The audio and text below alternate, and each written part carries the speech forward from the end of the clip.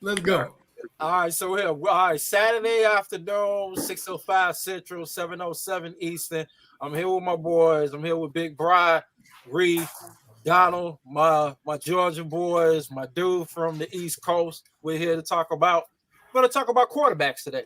We're going to talk about quarterbacks. That's going to be our big subject today. And we'll sneak in a couple of draft prospects because anybody saw that Georgia Auburn game, that tight end is legit. I think he's a stud. But the biggest topic here is we're going to talk about Caleb Williams. We're going to start off with Caleb Williams. I know Reef is a big fan of Caleb Williams. We've been having discussions about Caleb Williams. So explain to everybody, Reef, why you think he is the prospect that you believe.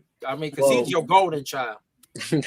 Well, he's one of the most dynamic quarterbacks I've seen in the past, like since I've watched like college football or even seen like quarterbacks about to come out in college football. Just the way hold on. I have one question. Date yourself with that. Tell us how long you're looking at this. 3 years. What do you mean? Like when you say he's one of the best prospects you've seen, people who don't know you, we don't know how far back. Probably since, if you want me to be honest, like I think I was like, when did Andrew Luck get drafted in 2012? I was like 13. Yeah, about so probably said so 11 last year is a decade. Yeah, probably like the last decade. Just probably like in terms of just like with Mahomes, like you could see like the arm talent, I guess, but like other than that, like he did have a lot of flaws. Like he couldn't really read defenses like that. Just in terms of Caleb Williams, though, just like the dynamic ability, the athleticism, just he puts on display the ability to just make every single throw you need him to make. And then even in like a situation in Oklahoma where he wasn't like, it wasn't made for him, even though he still like, it was supposed to be Spencer Rattler's job and his job to keep. Mm-hmm. And he came in regardless, which shows me a lot about like not only him, like him as like his character, like he didn't care. He was the number 1 rated quarterback in the nation when he came in. So it just showed like his competitive aspect. And then when the first game he came in, brought him back from like 27 down to win the game, rolled off like just like he belonged there. So like I said, just he's the most like complete like prospect I've seen in terms of the quarterback position since probably Andrew Luck, in my opinion.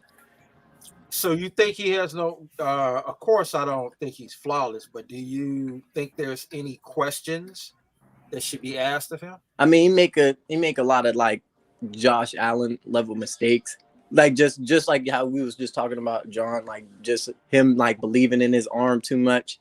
Mm-hmm. Trying to think he can just make every throw he can make, like every throw in the business, and you can't do that.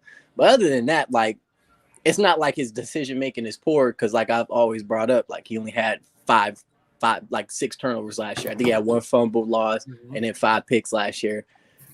He don't turn the football over. So I mean, if that's something I would say like there, and then if you want to bring up the competition, probably the competition as like something to hold against him. But other than that, like he checks off all boxes in my opinion. Okay. So no flaws. I get you. He is an exciting prospect. The competition thing is what it is. I would like to see him against a higher level of competition, but he doesn't schedule the games. He just plays them. And I mean, he played fantastic there except for that 1 throw, which he was trusting too much of his arm strength. Brian, you have any feedback into this with Caleb Williams of who he is as a prospect, expectations? Reef believes, unless I'm quoted wrongly, that he think he's going to dominate day 1. I didn't say dominate. I said he's going to be that dude day 1. I didn't say well, dominate. Usually that dude is that. Okay. He's going to be better than 75% of the quarterbacks in the NFL day 1. About 70, 80. So he'll be borderline top 10. No. See. Oh, wow. Here's what I'm gonna say.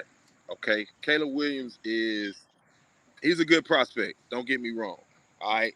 I happen to live in a state where from the 8th grade on up, Trevor Lawrence was supposedly this can't miss prospect, this all-world, once-in-a-generation type player. He was number 1 in his class from the 8th grade all the way up until high school, and then that's when Justin Fields became the number 1 quarterback.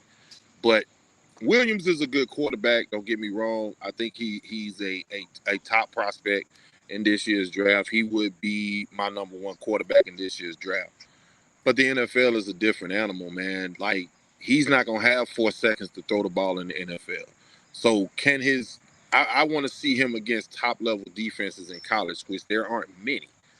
But I want to see him play against a good defense when somebody's going to put pressure on him. Utah last year put pressure on him, and he couldn't finish the game.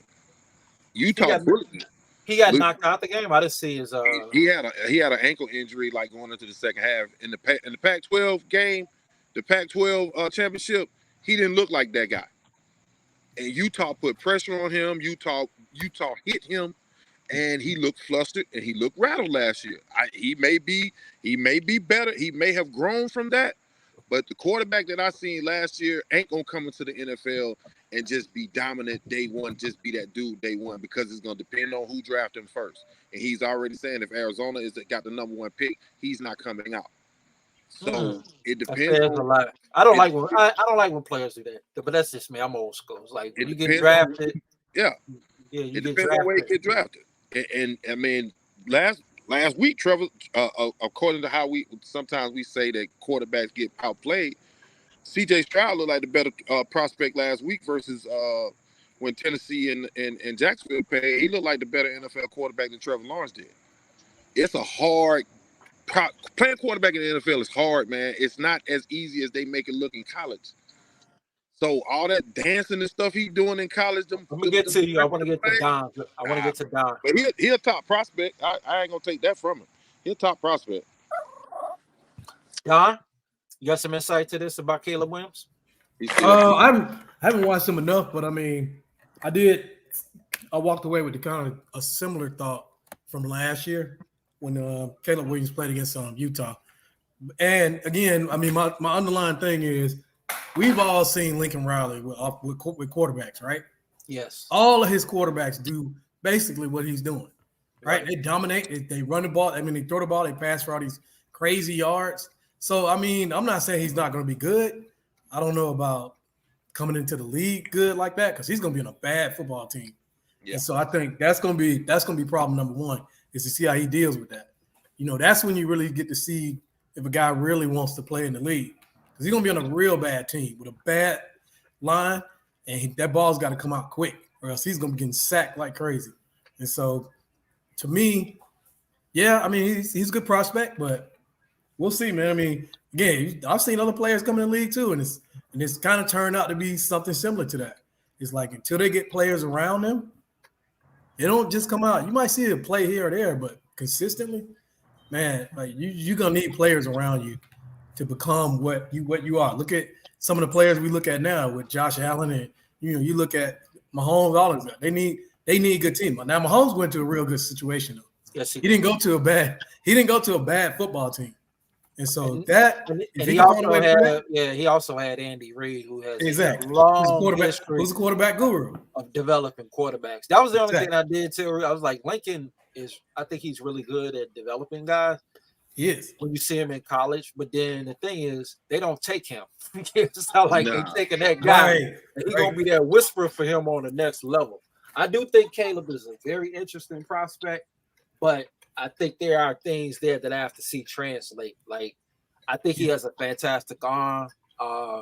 Some of the things, like what Reef told me about him, whether he'll come out and be drafted if it's a situation, this is just a personal thing for me. I don't like when players kind of do that. It's like, if you drafted, that's an honor. Go where you're going to go and play where you're going to play. Well, Eli did that too now. I didn't like that either. I didn't like that. When he did that, I was like, dude, you're drafted. Play. Right. So that's just my own personal thing. But yeah, I agree. I wouldn't necessarily like that either, but again, I guess my question to him would be, well, what team would need to take you for you to be satisfied? Because it's gonna be a bad thing. It's gonna be bad. You're gonna get on one of those teams that finish in the bottom 5 of the league. One of those teams is gonna take you. Yeah, unless somebody's going to give up a and it's going to be either them or the Jets. It's going to be one of them. Well, the Jets Raiders. Be that bad. Or the Raiders. Or the Raiders would be. I think that'd be a terrible situation. You could bring it. Okay, let's just say Dallas goes 1-17. Reef, you ain't ready for that, man. You ain't built for Dallas to go 1-17. I've seen this. What you talking about? You act like I ain't see us go 4-12. Every time Tony Romo got hurt, that 1-15 season was miserable. I will be okay. I know what's on the back end. We ain't talking about we ain't talking about 4-12. What's on the back end, bro? The majority of number one overall quarterbacks do not win Super Bowls. Yeah. Do you understand that? The majority of number one overall quarterbacks do not win Super Bowls. What happened to Troy, man, was an anomaly, really. But you know what? Troy should have been like David Carter, to be honest with you. You know what? I'll say that. Troy should have ended up like Andrew Luck. I was telling Reef that. Like either Luck he got sacked 11 times in one game. I mean, Philly, man, just beat that man to the pulp. Troy better thank Herschel Walker. Yeah, that too. Hold on. And Jimmy Johnson, because he did say that. He said, if it was me, he said, I would have never made that trade. He said, I'm glad they didn't listen to me. Yeah, so yeah. He had a team to be built around him. It's very, very hard to do that. Where you going, Reef? He's going on that run. You ain't going on another round, are you? Yeah, it's difficult, man. It's difficult. And that's what I've been trying to tell him. I'm like, I've seen this movie before. I've seen Ryan Leaf. I mean, that dude put up crazy numbers. At Washington State, exactly, man. Yeah. And I'm finna go back further than that. You remember Marinovich? For USC? Him? Yeah. I mean, you can fall in love with these guys, and I'm gonna be straight up honest with you. I don't like quarterbacks because I play defense, but I respect the ones that are good. And playing in the NFL is not as easy as their success that they have in college. Like Spencer Rattler, he was a douchebag. That's why he didn't. That's why Caleb Williams came in and took his position at Oklahoma. None of his teammates liked him. Yep. Nobody liked him. You could tell. But he was supposed to be this guy with this fantastic arm that can throw off platform and this and that. He's been in the SEC. I've seen one or two good games from this guy. Yeah. And I'm not saying the SEC. I'm not one of those guys that say the SEC is the toughest conference in football. I think the SEC top heavy. It's Alabama, it's Georgia, and right now it's just Alabama and Georgia. For the last 2-3 years, LSU sneaking there every now and then. So, but quarterback play in the NFL is different, man. You playing against grown ass men that get paid. You ain't playing against an 18-year-old freshman that's just coming in, just learning how to watch film. You playing against a 24, 25, 26-year-old veteran that knows how to play. You playing against defensive ends like Michael Parsons and company in the league. Watt out in Pittsburgh. It's a different animal. And like Don has said, and like John has said, Riley's quarterbacks have not fared well in the NFL. It's not big enough sample size in my opinion, but that's it's not. He got four. It's two. He's had two. Baker Mayfield, Kyler. That's it. Kyler and Hurts. Hurts for 1 year. I would say he's more sure. I would say he was more shaped by Nick Saban more than anything. Hold on. Let me interject. He never had no games like that. They pulled him because he couldn't throw the ball. You didn't watch him in Alabama, did you? I'll say this, Reed. Yes, I did watch him at Alabama. He wasn't the same dude. He was essentially the same dude. He was the same dude. He was the same. He got pulled for two man for a reason. Can I finish? He was the same dude that they basically had. They got right now, who was mainly running, doing dual threat, but mainly just working off the read option. He's pulling everything. But I mean, he got better as a player before. Like he came. I don't think Lincoln Riley just made it so he can just throw the ball. He didn't teach him nothing. He probably made the offense easier for him to throw the ball, but he put in the work himself to be able to throw the ball like he became doing, to be able to become. But it's a combination, though, don't you think? I would say, yeah, but it's not just all Lincoln Riley where like he made Jalen Hurts who he was. Like, no, he had that like Nick. It wasn't even close. Go ahead, Reed. Well, going off of what y'all said, like, okay, Caleb Williams looks shaky. What do you consider looking shaky against Utah last year? Like, what do you think? Wait a minute. No, that was what I wanted to respond to off the rip. No, we're gonna get to that part, but I want to since we're at the end of the Jalen part, we're gonna finish that up. Then we're gonna go to Caleb. You so mad you froze. What the hell? I feel like his dry like. Are you in a room? Your signal? Yeah, he freezing. Yeah, your signal. Like we can hear. So he'll be back. He'll be back. Yeah, I agree. Jay, if you would have took Hurts off of his last year with Alabama, he don't get drafted in the second. No, he don't. Riley, put that man. Let him play the whole national championship game against Georgia. It would be 3 national championships since like 2018. All right. Go ahead. So with the Jalen thing, so like his all the attributes y'all like the suck up about Dak, he got that from Nick Saban. He got that under Nick Saban.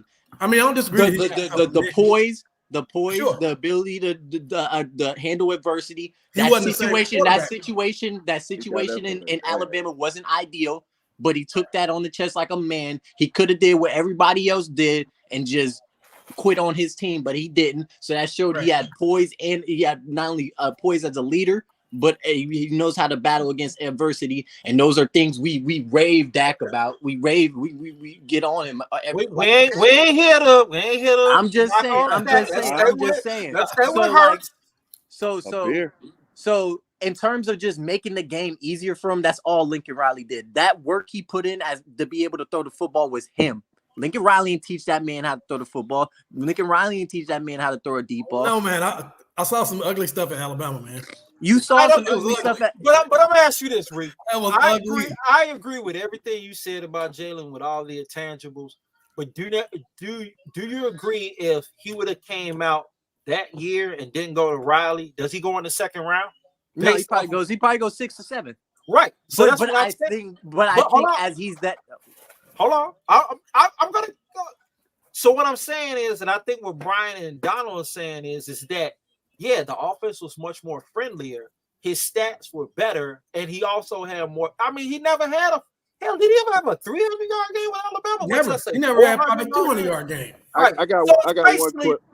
He's a good pound cake. He was a good pound cake in Alabama, and Riley just put the icing on to make him much more appealing. Yeah, I would agree with you.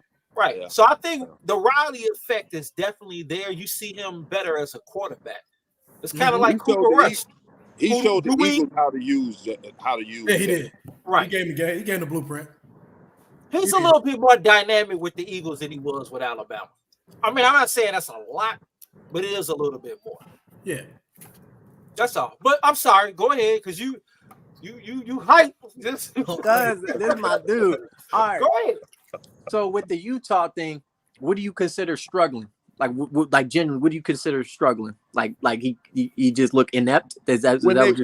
What I consider is when he was in a pressure situation, you saw where when Utah was putting pressure on him, he wasn't pinpoint accurate. He wasn't pulling the ball down and running. Granted, he had an ankle injury. He was a little hurt. But that pressure, when he had to make quick decisions, he wasn't making the right decisions all the time in that game. And that's fine. And Utah, to me, had the best defense in the Pac-12. Now that was against a good defense. So I always rate quarterbacks who don't play great competition. I always rate them against teams who have top defenses. And I look at how they play against top defenses. And if I'm not mistaken, Utah beat them twice last year, didn't they? Yeah, okay. So this is what I'm going to get to. So they beat them midseason The first game they lost 43-42. Definitely wasn't his fault. He had a Hold on. Wait a minute. What was his stats for the game? I'm about to tell you, John. Oh, okay, So he only completed 60% of his passes, which is low for him, which is very low for him. I will agree. But he threw for 381 yards, 5 touchdowns, and then he had 8 carries for 57 yards on the ground against a good Utah the best defense in the Pac-12, right? Right. All right. And then in the championship game, I get you. I get what you're saying. They didn't show up in the moments he needed to. He had a bum ankle too. But saying all that, he still had completed 68% of his passes, 363 yards, 3 touchdowns, and only 1 pick.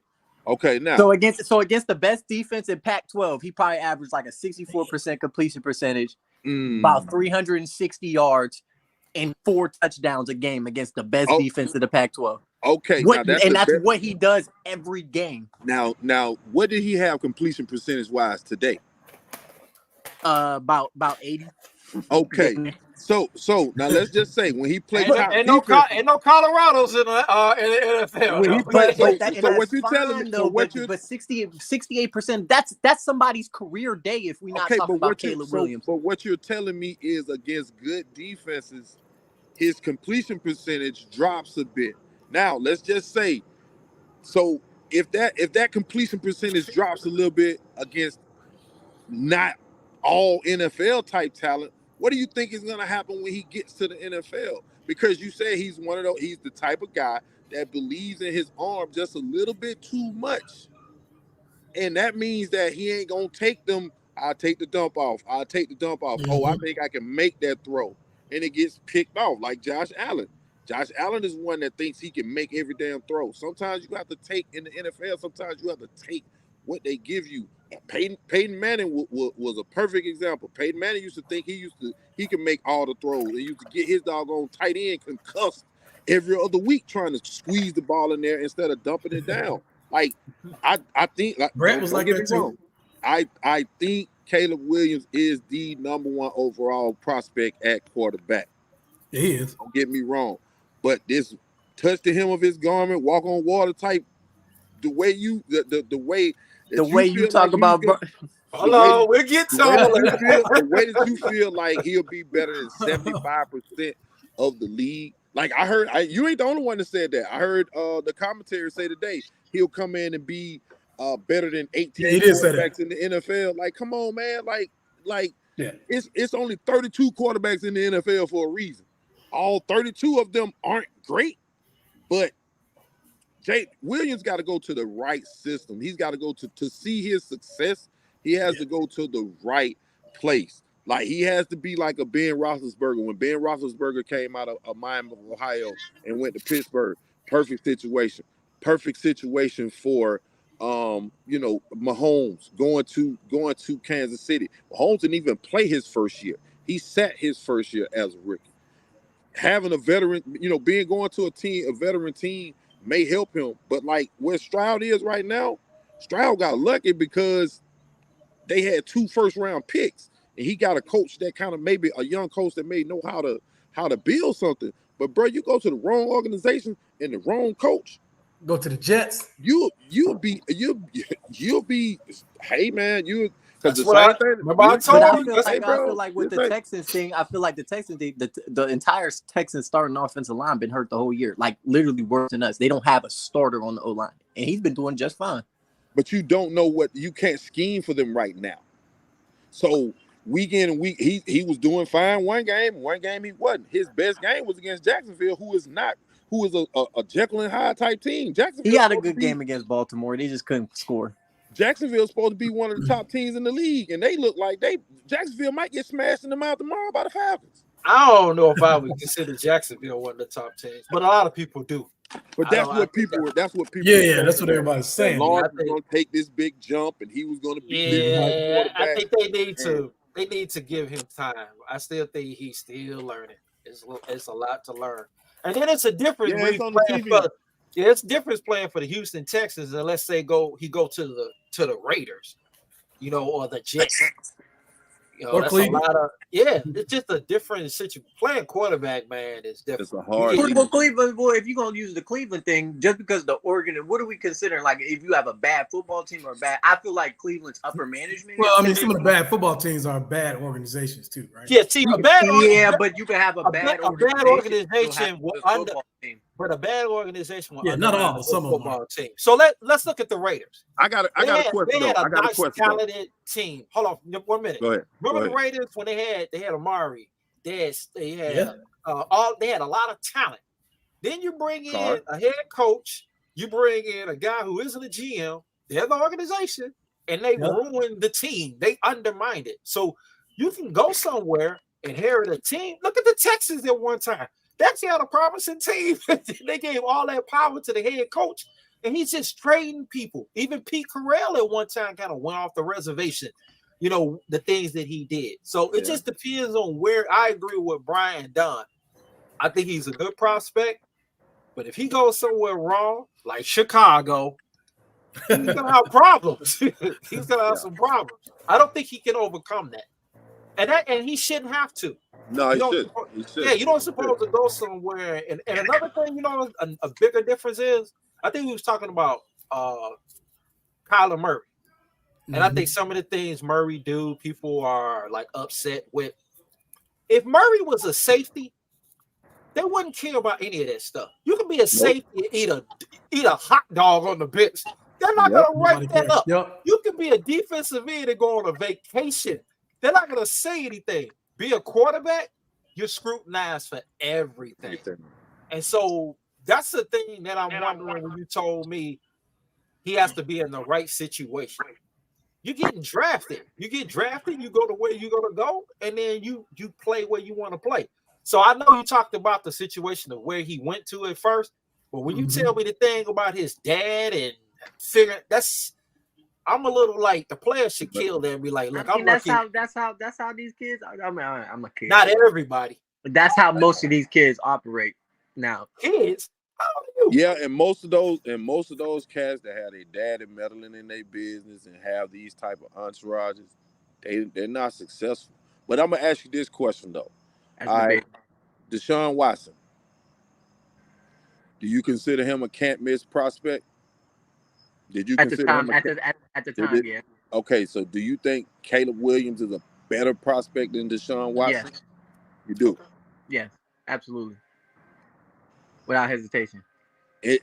What are they close, or is Caleb Williams? They're close, but I think he's just better. I think he's a better thrower in football. You think he is a better? You think he's not a better runner? He's not as dynamic as Deshaun is as a runner. But Deshaun don't even use his legs in the league, so. But that's who I see Caleb Williams as. That's my comp for him. Is he's a more speedier Deshaun Watson. He might have better arm. He might can throw from different platforms, but Deshaun, like another quarterback, like Deshaun from his sophomore year of high school on, was one of the best quarterbacks in the nation. He went to Clemson because the offense fit what he ran in high school. And it's like, but now you see, okay, after what went on in Houston, he ain't really the same guy. He went to a bad organization. But no, they won. They were in the playoffs 2 out of his 3 years he actually played. He tore his ACL the 1 year. He won a playoff game and came back and won the playoff game.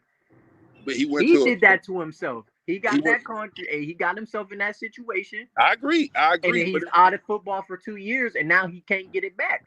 But I can't. I don't think Deshaun, like, when many people, like I would say before the massage whatever happened, but I ain't gonna speak on that man's whatever he had going on. But many people consider Deshaun a upper echelon quarterback, if not on a similar trajectory as a lot of the dudes you see now, Josh Allen and Pat Mahomes. I'm not saying he would have been them, but he was in the. I didn't have him there, but I did think he was a top. He was upper echelon of. He was a very, very good young promising quarterback. So I'm just saying, like, in terms of like it, you can like, so Josh Allen ain't go to a He went to a terrible organization and a terrible football team. And okay, so hold on. We know he top flight organization for no, years. we know the football team was bad, but I don't think the organization. No, that's not the Bills ain't never been a bad organization. So you could be worse than mediocre. You could be worse than like mediocre since 1999 to 2017 and not be considered a. They just had bad luck. That's just a bad football team. They had like hold on. Let me explain. Hold on. Let me explain a little better what I mean by bad organization. Bad organizations for me is when the owner starts to interfere with GMs and the coaches interferes with GMs. When everybody have their own role, but sometimes you just get bad luck. So I think you used the coach at one time, and that was a good example where you were going. They just had a bad situation with luck. They didn't prepare him right. But before then, things were going good. Yeah. The best organization I look at is Pittsburgh. I don't know if they got a good football team as of yet because it's early. But they're probably not going to be contending for anything because they don't have a really good quarterback. When you look at the organization, they hire their coach, they stay out the way. I don't even know who owns the team. And right, thank you. See, because I forget every year. Because that shows you when you're good, when you don't have an owner doing a weekly, interview session every week, or you're just staying out of it. I think Houston, I will say that. Well, I think if Deshaun, maybe if he was somewhere else, we don't know, because Houston was kind of chaotic down there. But I do agree that is still on him. He has to be a man, but sometimes you can inherit a really good coach that can help you in that situation because you do have those type of things. So you would consider the Falcons a bad organization, correct? Yeah, absolutely. Because I think then Matt Ryan was good day one. Yeah, but he didn't. But once again, like I said, he still couldn't overcome that. He still couldn't overcome the bad drafting. He couldn't. Yeah, he achieved. But imagine if he was in a better setting and a better situation of a better team around him, he probably would have had more success. That's what I'm saying. Because I know you think Caleb walks over water. That's your golden boy. I get it. You really, really love him. But I'm telling you to pump the brakes. I just think you need to pump the brakes a little bit. But you're not. Y'all will see. I mark my if he turns out to be one of them dynamic cats, hey man, I'm not that it is what it is. But it's a lot of things that factor into the NFL. Can you handle the pressure of being the man of that organization? Can you handle that pressure? And you mentioned about Jalen didn't quit on his team and transfer. Didn't Williams kind of quit on Oklahoma and transfer? I mean, you know why he went there. But I'm just saying though, like I get what you said. Jalen left Alabama because Alabama didn't put him in the right position to be drafted. That's different. All that stuff we see from Jalen came from his dad, because his dad is a high school coach. All that poise, all that stuff he had when he got the Bama. Yeah, but don't you have nothing to do with that? Don't you think Nick didn't kind of like take it away from him either? He didn't take it away from him. No, he didn't. He didn't take it away from him. What I mean is, it's like who's the coach? I can't remember. Urban Meyer. Like, if I had a kid, I would never have my kid play for Urban Meyer. He is not somebody that you like. Okay, that dude has no morals. He would have your son in a strip club. He don't. I do agree. I do think, Jalen had all of that, but I also agree with you. He knew he wasn't going to play no more. Like, once he made the Tua situation, or Tua got hurt, he wasn't playing no more. No. So we kind of already knew where it was kind of going. Yep. I had no problem with that. And another thing, Hurts has accomplished more than what Caleb has at this time, but he also had a better team. Yeah, he had a better team around him. I mean, I know why Caleb Williams went. I was just joking with him on that. I know why he went to. I mean, I would have followed Lincoln Riley to USC too, because I mean, judging by what Oklahoma got right now as a coaching staff, I don't want to. If I'm a quarterback, I don't want to play for a defensive coach.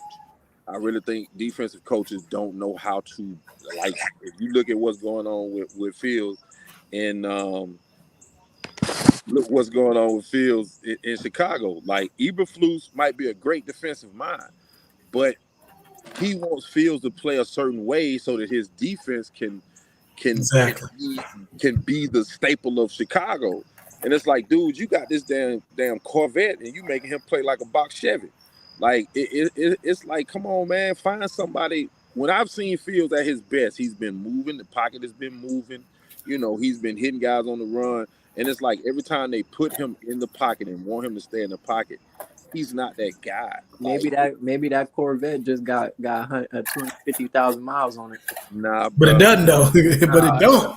Nah, They don't have the right. bro. They don't have the right coaching. He can't read defenses. Man, that man read defense is fine at OSU. Ohio State, yeah, he's fine. Did you Look see up a little easier. Clemson? A little easier, but yeah. There's more. All right, I'm gonna put the video in our chat. There's literally a dude who did a 15 minutes thing of him missing like read after read after read after. Was it from the All 22? Yes, he did. Yes. Oh, okay. Now and also I'm gonna tell you something too. What you got to learn.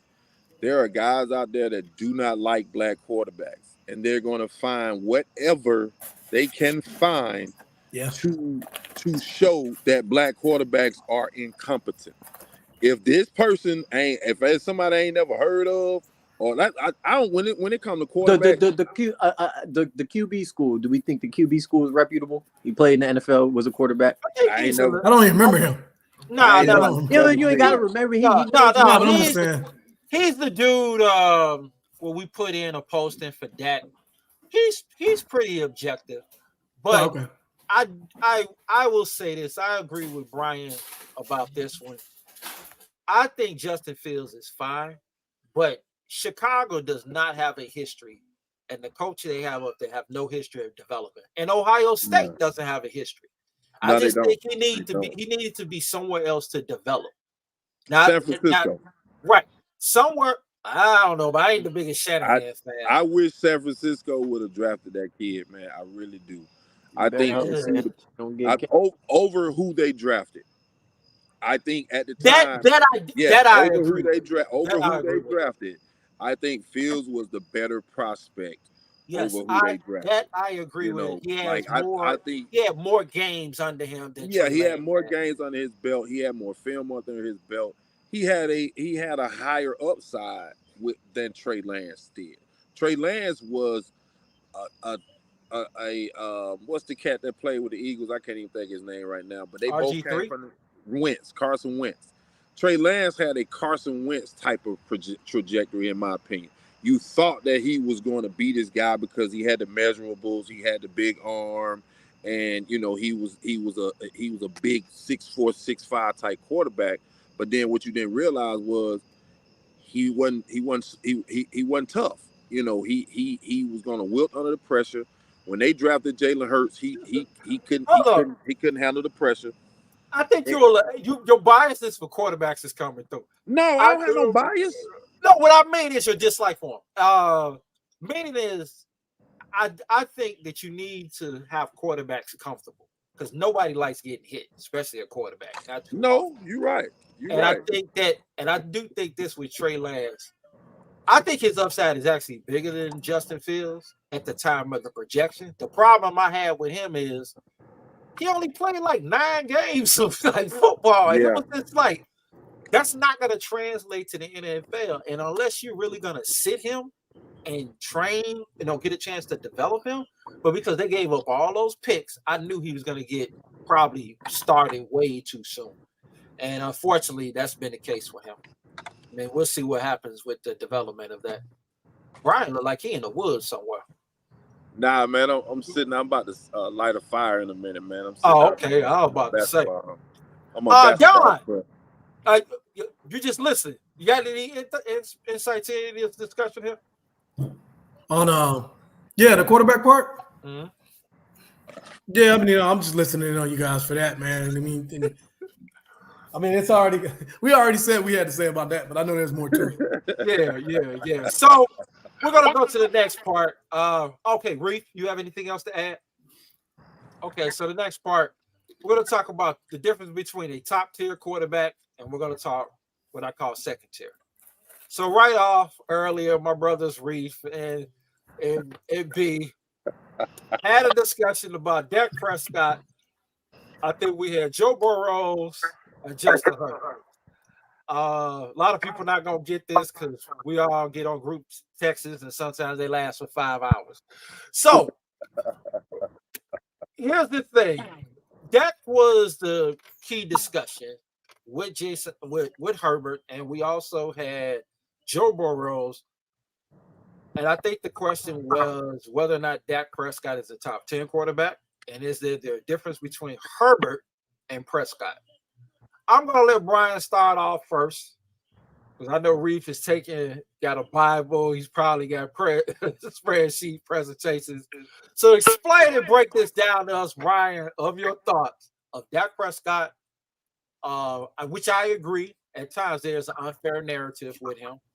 And the other quarterbacks that he's compared to, who are not even his contemporaries, right, but still they get brought up into the situation. So the difference between Justin Herbert and Dak Prescott, or as Donald loves to call him, four. Hey man, look, if this cat didn't play for the Cowboys, the speed that he get would be minimal. Like I watch quarterbacks make mistakes all week, and on Sunday I watch them make mistakes, and ain't nothing said about it. Dak made one mistake, and hold on. Mention the quarterbacks. Throw some names out there for people to know what we talking about. Herbert, Allen, Burrow. I watch them all make mistakes, and they get a pass. The reason why they get a pass is because they're first-round draft picks. There were no expectations for Dak when Dak came into the league. Dak exceeded everybody's expectations, and he makes a lot of people feel like, okay, those quarterbacks got flaws because they was drafted in the 4th round. To me, Dak was a 2nd-round draft pick coming out of Mississippi State. He was he got into a little trouble, and the DUI dropped him down a little bit. And so you don't think he was a flawed quarterback? I think all quarterbacks coming out of college are flawed. That's just you think Luck? I mean, I don't think all of them are. Do you think it's only very few? Do you think Andrew Luck was flawed? He had minimal, but I think all quarterbacks coming out have certain issues adapting to the NFL game. Now, just in the college game, they look like they are can't miss prospects. But to me, I don't think there's a such thing as a can't miss prospect. Like there are some quarterbacks I think that are overdrafted. You know. Oh, absolutely, every year. Some I feel like are underdrafted. But Herbert, as a prospect, if him and Dak was coming out, you're gonna take Herbert every time. Herbert is the better prospect. He fits the mold of he's 6'4", 6'5", statuesque quarterback, can move a little bit, has the arm. But when it comes to playing in the NFL, all that don't translate when it comes to leading your team to victories. And as far as him being a top 10 quarterback, he might be a top 10 quarterback. But to me, it's Mahomes, and then ... Then you start with 2, 3, 4, 5, 6, 7, 8, 9. No quarterback in the NFL is on Mahomes' level, period. He is on a tier by himself. Everybody else, you can break up into tier 2, tier 3, tier 4. But to me, 2 through 10 is on the same tier because they all are flawed. They're not head and shoulders better than each other. Josh Allen ain't head and shoulders better than Herbert. He ain't head and shoulders better than Burrow. Burrow ain't head and shoulders better than nobody. Dak ain't head and shoulders better than nobody. Hurts ain't head and shoulders better than nobody. So you can throw them up, and you can put them where you want to put them. But Mahomes is that guy. Everybody else, they good quarterbacks. I'm not gonna take nothing from him, but you got a top 10 quarterback in Dallas. Period. Oh, absolutely, he's a top 10, but a top 10 quarterback in Dallas. I don't know if the gap is that far from Mahomes when I look at Josh, Joe, and I look at Justin Herbert. I don't think it's that because if we just go by the wins, I don't think wins are that. Joe has beaten Mahomes twice, and when they was behind. I mean, so I have to give him that. Josh Allen went toe-to-toe. And when they lost, that had nothing to do with Josh Allen. That was on the coach. Herbert just has a bad team. Like, I just think his team is trash, like, as a whole. And now he got Kellen Moore. We all know what that's going to turn out. But I respect your opinion. I understand what you're saying. I don't know. I think 1 through 5, they're all kind of close. I think 6 to 10, there's a little difference. But I think you can win with any top 10 quarterback. I lost Brian. He'll be back. He outside. He'll be back. Down here just for the show. Yeah, man. I'm just here for the. I understand, bro. They talked about this so long this morning. I was just like, man, y'all. I got lost in it though, man. I try to keep up. Yeah. Then when y'all put it in warp speed, man. I mean, y'all start running that 2 minute offense. I can't keep up, man. Brian will be back. His device. Yeah, I'm sure he'll jump back in. Yeah, it just didn't connect. So as we wait for Brian to get back, Reef, you want to retort here? All right, so in terms of, I do not agree that Mahomes is head and shoulders above any. He's not in terms. Okay, so this is. I'll just start off by giving off my my top 10, and I'll give it to you in order. It go. Hold on. You going from 1? You want me to go? I go from 10 to 1. So yeah, 10, I like it that way. I always like it that way. I hate when those lists do it the other way because I'm like, damn, you spoil who number 1 is. So I like to do the other way. Yeah, but that's just the personal thing. Gee, Lord, he look like he banging out there. What the hell is that, bro? So if I'm, he said he was getting ready to light a fire in the back. Yeah. I'm getting ready to. I'm walking on my porch now, though. All right. Reef he gonna list his top 10 quarterbacks. So I go 10 Kirk, in my opinion. 10 Kirk. Kirk who? Kirk Cousins. Top 10? Kirk Cousins from Washington? Nah, from Minnesota. Minnesota. Oh, I'm sorry.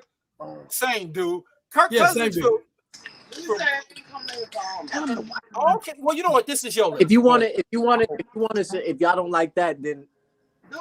This is your list. This is your list. No, you good, man. Okay, so if you don't like that, how about this? Okay. Hold on, wait. Hold on. This might make y'all feel better. Okay, hold on. Instead of Kirk, not hold on, Reed. Go ahead. I got one question. Bro, you start out with Kirk Cousins. Do it again, though. That's number 10. Your critiques for Dak. Hold on, Brian. I don't think Kirk and Dak are that far apart. I think they're like this. Hold on, Brian. Hold on. Let him do his thing, and we'll figure this out. I was a little shocked that he started off with Kirk Cousins. I'll give y'all this. I instead of Kirk, now I'm thinking about with the way he's been playing the last year. No, you put that out. You put that out. All right. No, let me finish. I'll go Goff, Dak at 9, 8, Tua. No, 8 Lawrence, 7 Tua, 6 Jalen, 5 Lamar, 4 Herbert. 4 Burrow, 3 Herbert, 2 Josh, 1 Mahomes. Okay. All right. I can't argue against that list. I mean that's his Kirk, you start out I know he's not playing, but you ain't got Aaron Rodgers in the top 10. He didn't play. He ain't play. And then when he did play last year, he didn't look good. So I'm just gonna give him the. You know what I mean, if you want me to give him the benefit of the doubt, he's probably like. No, I don't. I was just asking because all right. Let me add Aaron Rodgers. Be disrespectful. So if I add Aaron Rodgers, it'll probably be. You just move it back one. Just move it back one. Put Aaron at 7. And you got you'll knock Goff off. You got Tua at. Wow. I got Tua. I got Tua at 7. Hold on. Are you judging this for just this year or no? Last year when he was healthy, he played extremely well. But it take more for Tua to win. It take more around Tua for him to win than it does Dak. That's arguable. What? That's arguable. I don't necessarily think they didn't have Tyreek Hill when they won 8 straight games with Brian Flores. They had a hell of a freaking defense. That defense kept them in the doggone game. Tua did not look like a good quarterback then. But he was also, and also in fairness to Tua. And what he hurt, he's been physically beat up. I think right now this year he's finally healthy. But the only guy I'm kind of surprised is like Matthew Stafford wasn't on your list. Well, I forgot. See, I forgot about Matt. Matt didn't play all last year, so I'm not So a Matthew if you Stafford fan. really want me No, to no, add no, no, no. I'm Matthew not. No, Stafford what in- I'm saying is, Brian, I'm not necessarily the biggest Stafford fan, but I would take him over Tua. I'll take him over Dak, Kirk Cousins. Dak, I would. I No, said, you Dak. think, bro, the only thing that Matthew Stafford has is a good arm. Matthew Stafford could not get out. he won a Super Bowl. So how we He going? How won we a gonna be Super like? Bowl How with we a gonna be like? defense. But how But are we gonna? he still won a Super Bowl. How are we gonna say? How are we gonna say that go again? That Matthew Stafford was only throwing for so many yards because he had such bad teams. But then in the same sense, like not act like Dak hasn't year in and year out had a team who could compete, not for a Super Bowl. Not saying all Dak's years he could have competed for a Super Bowl, but legitimately we were competing. We should have won the division. Every year we had Dak, we should win the division. Reasonably. Hold on. 2018, I won't go with that one. That was trash. Okay, so 1 out of 8. Okay, how many division championships you done won with that? 3? Oh my gosh. I'm asking a question. I can't be like I can't just Because necessarily go off a team. I'm going off an individual talent. Okay, but individual talent alone does not guarantee you wins in the NFL. Wins is a team. We're talking about individuals, not a team thing. Okay, so takes all. Hold on, Brian. What You're just talking about his ability to play the position. I get what you're saying. So what you're telling me is that Justin Herbert has a better ability to play the quarterback position than that. Yes, way better, easily. Why? Because name me 1 year that Justin Herbert has had a defense that wasn't ranked the bottom 5 in the league. Give me a year that Dak has had a defense that wasn't ranked 15 or more or less. He's had a defense that was top 5 in points per game the past 2 years. It ain't do shit. The past how many years? The past 2 years alone. Okay, and he's been in the league how many years? 8. Prescott. Okay, so he had a also. And how did he get that defense? And how did he get that defense? 2019, we had a top 10 defense in points per game. They might have shit the bed in the playoffs, but they were top 10. You talking about that defense that still got a running back running on them? And that's fine. They were top 10. They were top 10 going into the playoffs. Regardless of what you're talking, that was a top 10 defense. That was a defense that held Drew Brees, who had New Orleans was on the way to become the most historically efficient offense that year, and they held them to 10 points. Okay. So, well, you know what, Brian? I'll say this: Herbert's never had a defense that resembles any of the defenses Prescott. Not even our worst defense. Yeah, I'm not gonna say that because he's had Bosa. Bosa's been in it. He's had talent on that defense. The defense just has been injured. Bosa has been injured. But we have to. But what I'm saying is we have to take that into consideration. They're not playing. They're not playing. So yeah, we have to take that into consideration. Let me ask you this: name one thing as a quarterback that Dak does other than that's not a team thing. So I don't want to hear wins. Name one thing at the quarterback position that Dak does better than Justin Herbert. He's better in the red zone. He's better on third down. Why? I named 2. Why?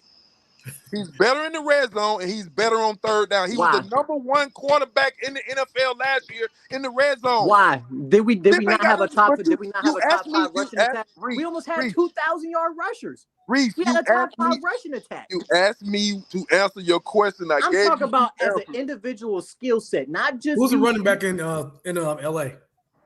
I don't know. Eckler? Austin Eckler. He's more of a receiving threat than he is a runner.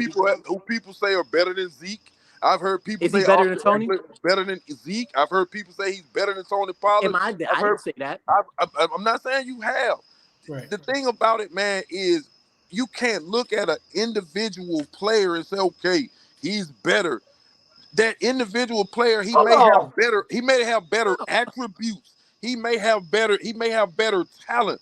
But when the lights come on and you put them 2 in between the lines, I can't say that Justin Herbert is a top-notch better quarterback than Dak Prescott. That's just me. A lot of people like Justin Herbert. He is a good quarterback. Hold on. How do you judge the quarterbacks, Brian?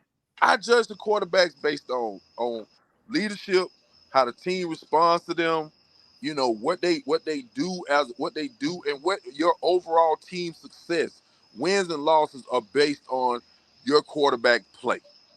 No, That I don't disagree with that. I don't disagree. But we do have to. I would say this is that. Do you think that the team Herbert inherited has been better than any of the teams that Prescott has had? I ain't talking to individual talent because I agree. The Bosa brother is a stat. He's a stud. On paper, I think that he has had a consistent, better receiving core.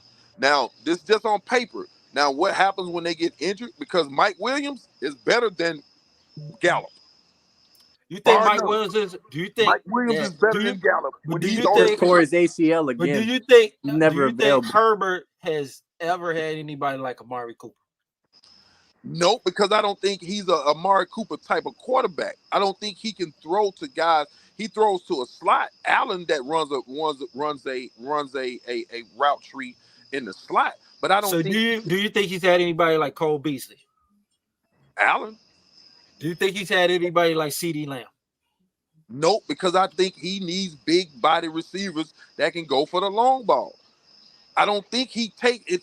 You can either run the deep dig with Allen, the back shoulder fades. He's not that type of quarterback, in my opinion, that throws those nice short intermediate passes. He's gonna throw them 15-yard digs, them 15-yard ends.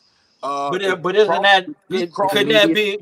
that be a reflection of what the coach is asking him to do? As opposed, he doesn't have the talent, but when you look at his numbers, though, it could be. But that's how he played at Washington.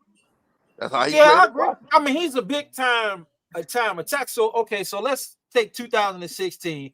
Let's say Justin Herbert inherits that team. He don't play because of Jason Garrett.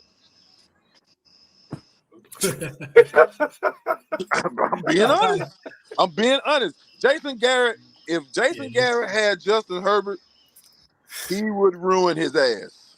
He didn't ruin Prescott, not in 2016. He didn't ruin Dak because Dak wasn't that finished of a product. He was able to mold Dak into what he felt like Dak was going to be. So, but Herbert was probably more polished coming out.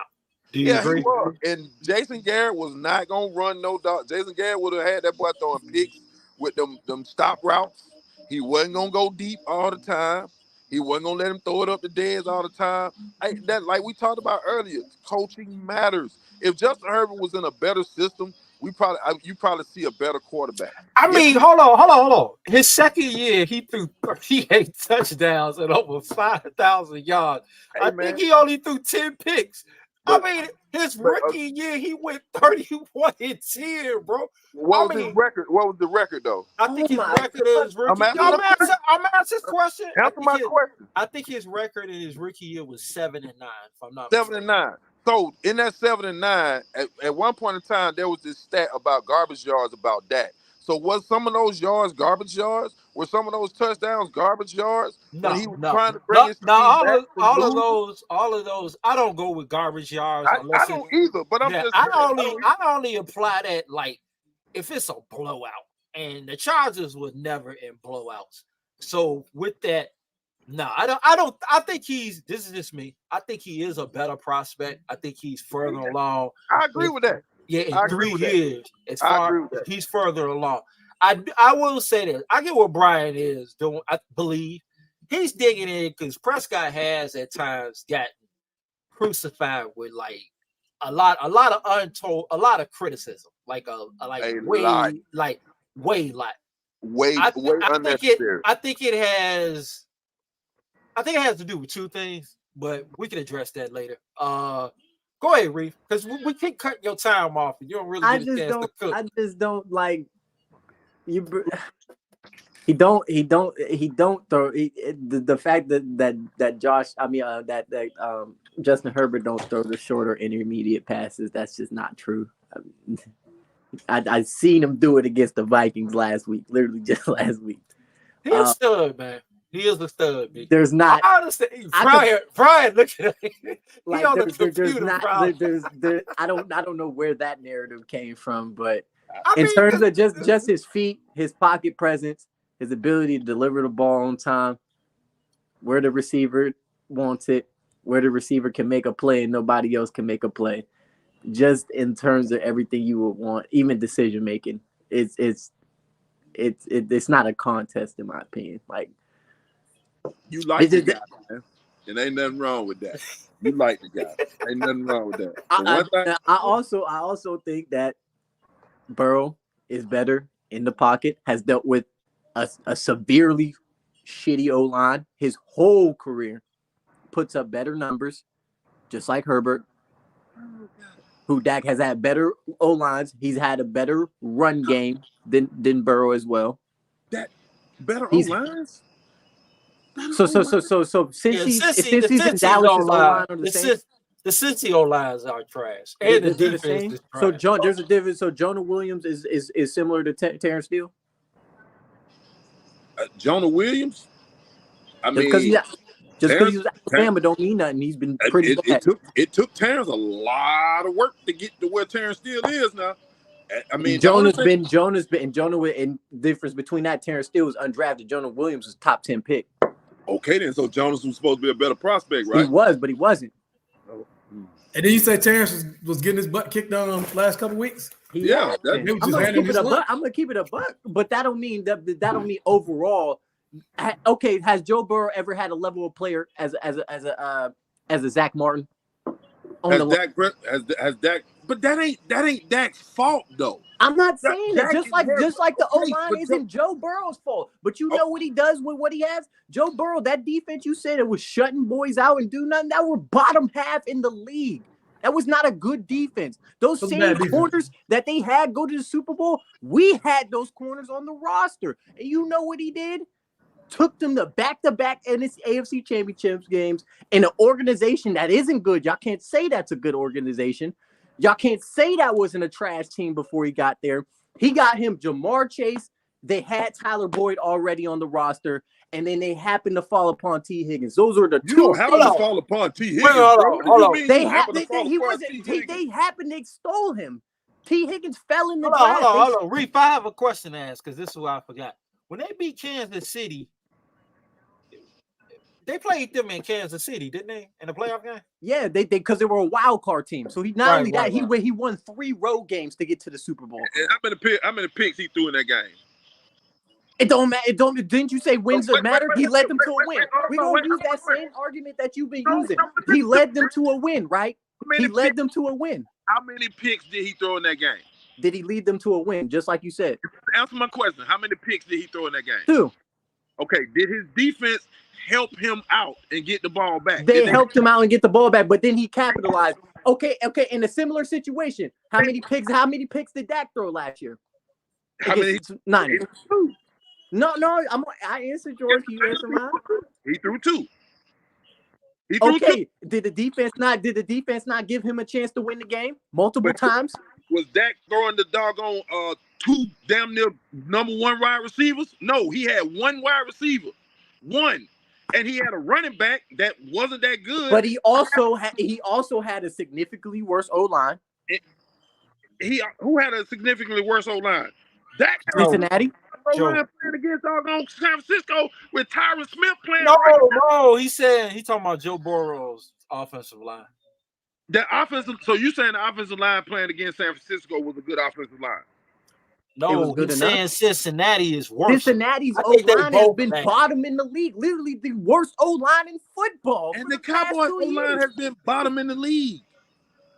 I don't know if they've been bottom in the league. They ain't been bottom. I wouldn't say they've been top. I would say they were top. They were top. They were bottom 5 last year on pass rush win rate.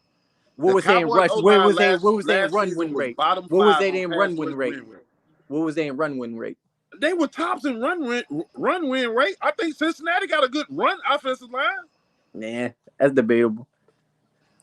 I don't think so. I think that's debatable. I can't agree with that. But if you want to, if it's apples to oranges at that point, he still had to win 2 more road playoff games before that So let me ask you a question. He already won more playoff games in 1 year than Dak has done in 8.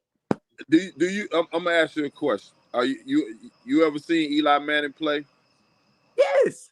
Okay. I know he's dog shit. He led the league in interceptions 4 so times, but he played so, that. But no. So We're not do you agree? act Let like me Joe let me Burrow answer ain't my. put up Let me 33 do touchdowns, you 14 agree? picks, and 4,500 yards. Do you agree that quarterbacks can get hot in the playoffs, and I agree, but a team can get hot in the playoffs?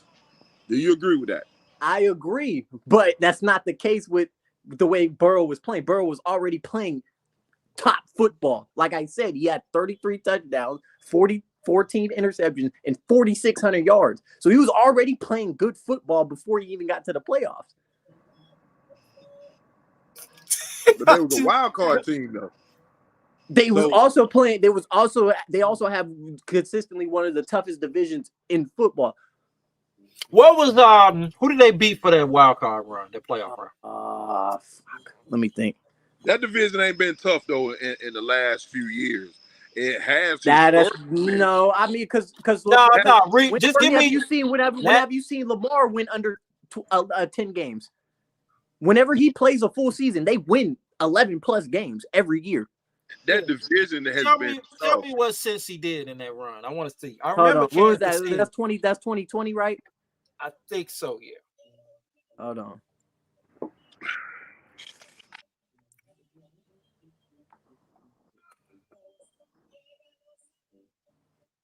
I'm gonna defend my quarterback because I'm a Cowboy fan. Of course, I don't think Dak sucks. I just think there's a difference between the top 5 quarterbacks and then the rest of the dudes in the league. I don't want one of them shiny toys that you want from other teams. I don't. He never said that. I don't want. You know what? Hold on. You know what? Hold on. Let me interject something, Brian. Let me interject something because you don't know this. Do you know who Reese's favorite player is in the league? It's Dak Prescott. How the hell you gonna trash your own favorite player, man? I'm not trashing him. I gotta be honest. Okay, so my favorite player in NBA all time is Carmelo Anthony. I can sit up here and say that he's never been better than LeBron James, never will be better than LeBron James. He don't play no damn defense. I'm just being honest. Carmelo is one of my favorite players as well. And I'm gonna say this right here. Carmelo should have been Rookie of the Year over LeBron. I agree. When Carmelo was in Denver, if they don't break that team up, he might win a championship. I agree. He left. That might be true. Carmelo should have been drafted by the damn Detroit Pistons. That's why he should have 3. He should have 3. I don't like Joe Dumars to this day. He should have went 3 to the Detroit Pistons and never broke that team up. But hold on. Carmelo's had chances to change the narrative throughout his career. But we're gonna talk about basketball another day. All right. So that year, the 2021 playoffs, he beat the LA Raiders. I'll give you that. That's still a road game. And then he went on the road. No, they was home. Oh, they was home. Okay. Okay, and then they beat Tennessee that year. I think Tennessee was 12-4. That's a tough football team, though. And then they beat Kansas City at Kansas City in overtime. And then he obviously lost the Super Bowl. I'm not gonna say Tennessee is like all world, but they're just a tough football team. That's all I'm saying. Yeah, especially okay. And then this past year in the wild card, they beat the Ravens. We seen that they didn't have Lamar, whatever. Then they went on the road and they beat the Buffalo Bills. And then they went on the road, and let's be honest, they should have beat Kansas City last year. They got bailed. But they struggled versus the doggone Ravens, and the Ravens they had you playing quarterback. He played but he did enough to win. I thought it always mattered if you win. Hey man, he did enough to win. I give you that. Joe Burrow's a good quarterback. I give you that. Justin Herbert's a good quarterback. All these quarterbacks, true enough, are better than Dak. They were better prospects than Dak coming out. But I'm gonna defend Dak to the end, like I defended Romo to the end. Like I feel like Dak better than Romo, but people will jump my head for that. You know what? Let's talk about that. What do you mean? I just think if you take Dak's first 8 years and you look at Romo's years when Romo was the starter. I think Dak. Oh, hold on. We can't take Romo's first 8 years because he didn't play his first. He didn't play his first 3. The years he became a starter, right? And from then on, I think Dak. The years that Dak became a starter, Dak was a better quarterback. He situationally, even though they learned under the same guy, I think. And I've heard, I can't think of this guy, Jamie Dukes. No, but you know what? Hold on. The one thing I have to disagree, they didn't both learn under the same guy. You got to remember, Romo had tutors under Bill Parcells, Sean Payton. So he had a better foundation. He had a better foundation. Yeah, he had a better foundation. But Jamie Dukes always said something about Romo. He said Romo was a great quarterback. But if you look at Romo's stats when he played in big games and big moments, he said his completion percentage went down and his QBR went down. Yeah, he never played his best in his biggest moment. He said that's the mark of a good quarterback. Like Troy Aikman. Like Dak Prescott. Dak in those moments, his QBR doesn't go down. His completion percentage don't go down. If you look at his stats, if you look at his playoff stats, he has good playoff stats. The problem with Dak has been those situational moments when you need your offensive coordinator to dial up something or to put you in a good situation to make things easy for you. If you look at all of the great quarterbacks, all of the Super Bowl winning quarterbacks, I'm going to say 85% of them had great coaching, great offensive coaching, great defensive coaching, great special teams. That's what it takes to win in the NFL. Can Dak do some? Because I've seen Dak do some things to elevate the team and win against Seattle. He did. He elevated the team, and they won a playoff game versus Seattle. Dak post injury. Go ahead. Dak after the injury, to me, is a different quarterback. Certain things that Dak do now, I think Dak is trying to be a pocket quarterback because he's afraid to use his legs to get out of the pocket. I want to see Dak use his legs more because I think if he uses his legs more, one, it'll keep the offense on schedule.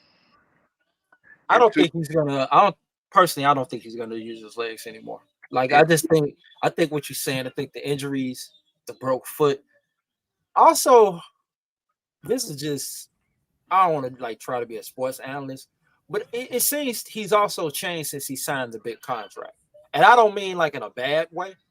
It just seems like sometimes it seems like he's trying to justify the cost. The pressure in Dallas is huge. Right. Yeah, it is. You hear the media talking crap. You hear your owner. Sometimes your owner, you don't know if your owner, you got 100% support from your owner at times. Your owner is meddlesome. You know. True. Very true. Man, it takes a lot to win in Dallas. Yeah, I agree. But I ask you this.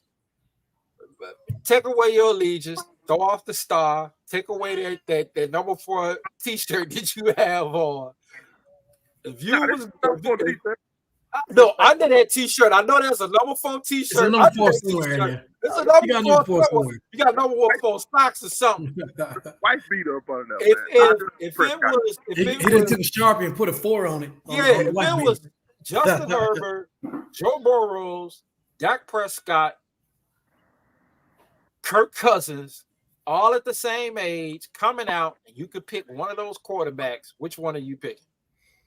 If I could pick one of them right now, based off of how they was when they was coming into the NFL, who are you picking?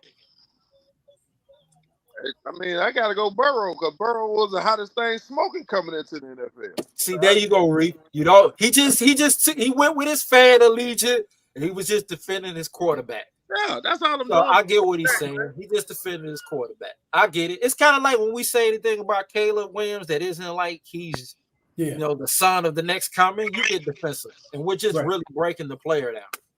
I get it. So We can switch gears here because I want to get Don engaged, and I understand it's quarterback talk. We've been talking about this Prescott thing for like No, you good, forever. man. How about them dogs, baby? How about them dogs? We're gonna talk about them. We're gonna talk about them Georgia boys. Oh, let's Reef has something else to say. You have anything else to say, Reef? No, you good. Yeah, we're good. We're good. So, yeah, what about the Georgia? I mean, I thought today was. I like the way they responded. Auburn came out and they really played them tough. Yeah. And I like the way they responded. Can somebody, you guys really into Georgia more than me? Can somebody tell me about that tight end? Because he is a flat out stud. I was super impressed. That's your first time seeing him, man. No, I've watched him before. See, like you, man, you got some reels. I like to watch. I like to watch games where there's some adversity and then you being challenged. And then I've seen them before, but today it just seemed like Auburn was like last year. It just felt like from last year they just circled them in like we're gonna play these. They really played them really, really hard today. That's a hard stadium to play in. Yeah, and that's another thing. Like the fans are rowdy. Yeah. And quarterback took some hits and he just stayed in and he kept playing. They were coming at them, and your running back, you got a nice running back at Edwards. I like him. That's just me personally. I like him. But that tight end, the flow is yours, fella. You tell me about that tight end. I mean, because I really was impressed with him today. I've seen him in the past. Yeah. But good God. Yeah, he's fast enough, man, where he could take a pass on anywhere on the field, man, and take it to the house. And the thing I like about him, he's not just a pass catcher either. Like he blocks. I know. I was watching. He might not be a Darnell Washington like cleaning dudes out, taking them down the field, but he's an adequate enough blocker where he can, he'll get out there and he'll block. That touchdown that they scored down by the goal line, he was blocking on that. Yeah.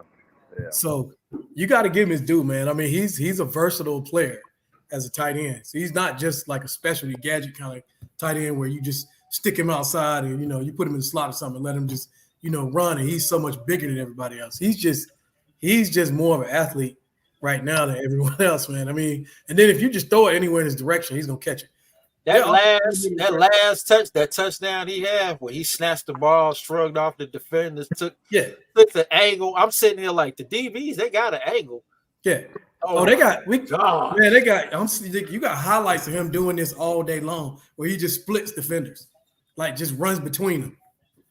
Like they had an angle, you see him coming in and he'll just run right through them.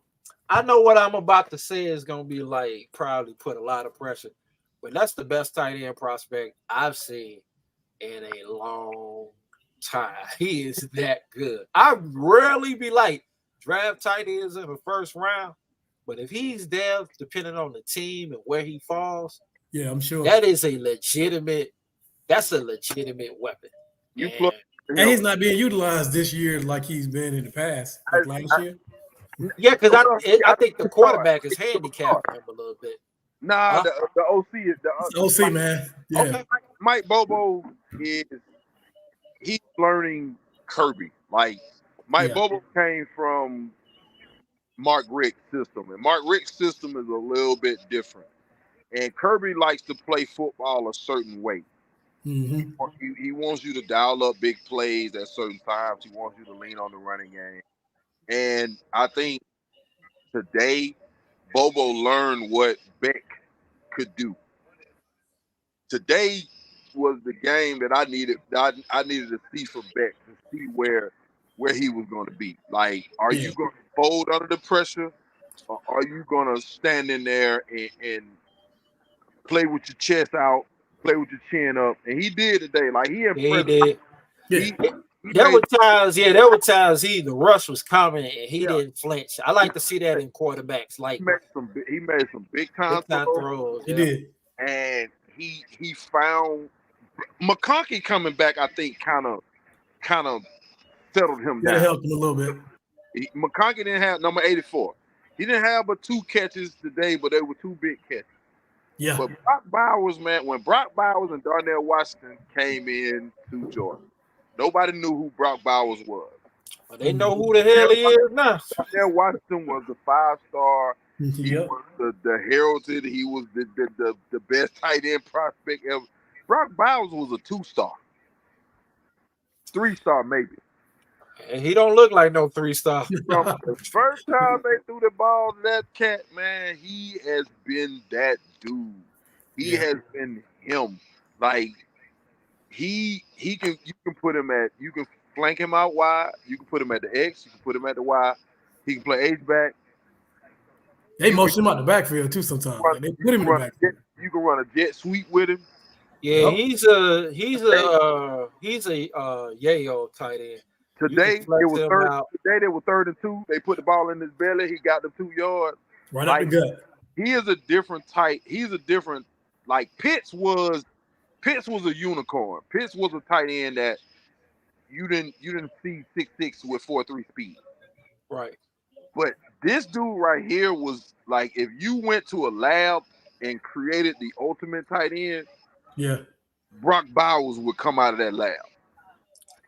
Yeah, like, he is like today, like last week he had a game. He had a good game last week.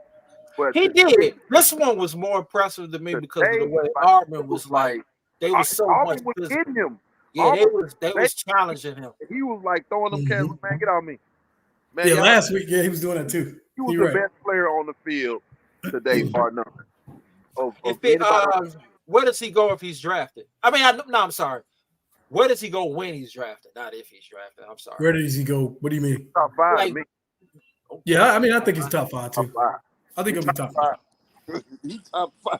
You can't. Here's the other thing about him too, man. Like, and so I know you've seen this, but like he'll catch the ball, stop. Like you'll see him stop, man, and start up, and you can see his acceleration, man. How fast he accelerates. And that's the scary thing. I've never seen a tight end show that. I've seen tight ends with just straight long speed, but I've never seen them stop on a dime and accelerate. That's like a receiver trait.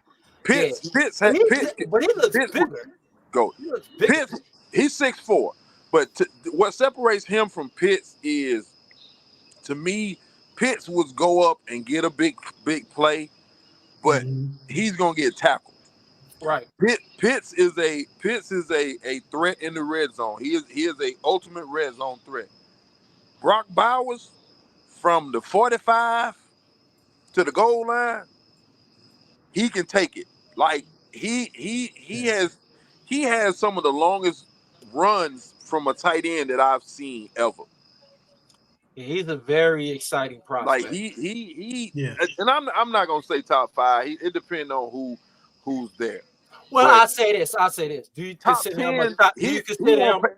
He won't get out of the 10th. He won't get out of the top 10. Do you think? Because we always know they're gonna overdraft quarterbacks. So do you consider him a top 5 talent? Top 5 talent, yeah. Because I always look at those differently. Because we always know quarterbacks are always going to get overdrafted, no matter who you have at times. But yeah, he is. What is he? Is he a junior? He gone. He'll junior. He's a junior, man. He's okay. Let's just say. He gone. Let's just say he dropped to 20. I'm not saying he will, but let's just say he do. Would you guys advocate Dallas going up and getting him? Hell yeah. I would be like, you need to hurry up and go get him. Man. Go get that man. Yeah. If he go to 11, go get him. Yeah. He nice. I ain't gonna lie. Get him. He's nice. Yeah, like go, I mean, I'm like Reef said today, Jay Tuck put out a little thing about going to get Pitts. The Falcons need pass rush. That's why I said send them Dorrance Armstrong. They need pass rush badly. Give him Sam Williams. Give him who? Sam Williams. I would. Oh hell no! Too young. I would package Dorrance Armstrong and a 3rd round pick, maybe a 2nd round pick, and I go get Kyle Pitts. I'll send him the shot with him, and I'll go get Kyle Pitts. And you know what? The only thing with that is I'm not against that, but I would have loved to have seen Stevenson be healthy. Man, I'm not saying he was Pitts, but he was Pitts-like. you know, he has some traits that Yeah, I really like. And we just never you we about to make didn't me get a cry, chance. man. Yeah, we just didn't. That It one looked hurt, like, man. When he got yeah, he him, looked he like got he his real. Overshown. that hurt, man. Overshown, Them man. two are to me. That Them he was up two and coming really, too, man. You could see it. yeah, because it seemed like one guy was gonna help us in the red zone, and another guy was gonna help us at the linebacker position, and to move Clark more in the middle as opposed to outside. I just think both of them things are bigger blows, like Yeah, super big blows. I think they need to switch. Me and Don talked about it today. I think they need to switch Clark and LVE. Put Clark at the mic and put LVE at the wheel. Because it looks to me like, from the clips I've seen, it looks like Clark doesn't want to run past LVE and make the play. And that's respect for your teammate. I get it. But sometimes, man, you just got to say, get out of the way, man. They're my tackle. Yeah, And I'm going exactly. Yeah, to see, get it. I was hoping, based off of last week, they changed Van Der Esch's role and they put Harper at the wheel. Man, I just thought he was faster. Yeah, but they got rid of Harper. Right, I know. For who's the guy, the Texas standout, the Texas guy they talking about coming back? What is it, 46? Oh, Malik Jefferson. Malik Jefferson. But the response. They got rid of him because of Hoffman. Oh no, because of the center they got from the one they just picked up. Right, because they've activated him 3 times. I was gonna say this in a DM because I was gonna ask y'all. They activated him, they activated Goodwin, and you can only activate him 3 times. Okay. Right. So I knew they were gonna cut somebody, but I didn't view it to be Harper. I actually thought they was gonna cut Jalen Butler, the wide receiver, because he doesn't really get any burn. And so Brooks. I'm sorry, Jay. I thought they was gonna. I just thought they would cut him because you don't really see him, and it felt like he would be easier to bring back as opposed to you see a gunner on your punt team. So who you gonna put as a gunner? Like he is the gunner on punt team. No. I'm not disagreeing with you on that. I was just saying because of how they structured, I didn't think they was gonna cut a linebacker. Like, I didn't see that. I definitely didn't see that either. I didn't see Harper like that. That blindsided me because I wanted Harper to at least get some burn. But I think they've gotten a little arrogant, thinking that okay, we can cut a guy and then bring him back on the practice squad. Right. We did it with Land, and I knew Land was not really paying attention to the waiver wire. I knew Land was not going to land. Wasn't we knew he wasn't going to make it. Yeah, I knew. We said that. You did that with Harper. Like, come on, man. Like, if you ain't learned by now, teams will pick up a Cowboy player. You got to learn. Like, anybody, because Cowboys draft well, and they draft well in the late rounds. Like, they do. Outside of round 2, they're a good drafting football team. You know, and they pick up good, solid free agents. Like TJ Bass, you know, everybody talking about. I've been seeing on Twitter about, you know, we should have drafted Osiris Thomas Torrance instead of drafting Schoonmaker. Okay, I agree. I can see where people hate that, but to me, I think TJ Bass is a better guard than Osiris Torrance because he's more. He has shown a lot of versatility. Yeah, and then here's another thing people forget. He was a left tackle in college. I keep telling people he played left tackle. And they also had him playing center. So he has a lot of. The thing is, you had him playing the right side, which he didn't play in college. Then he flipped to the left. Just too much versatility there. Yeah, you picked up Richards. Like nobody knew who the hell Asen Richards was. Yeah. Like you picked him up, and it's like, okay, I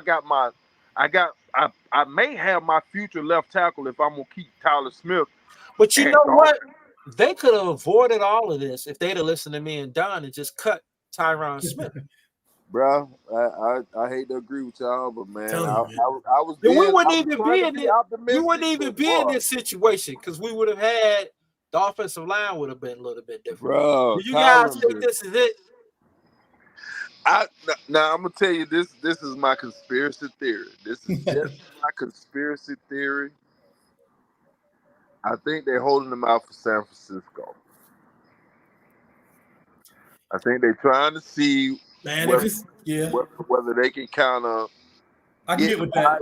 get by with him not playing these next 2 games. See what you have in Edoga. We know. See if you can keep Tyler Smith at the left guard without having to put him at tackle. Right. And just to see, I think right now it's like, okay, all right, Tyron, you say your knee hurt. We're going to see. We're going to figure out how we can move around you with these injuries.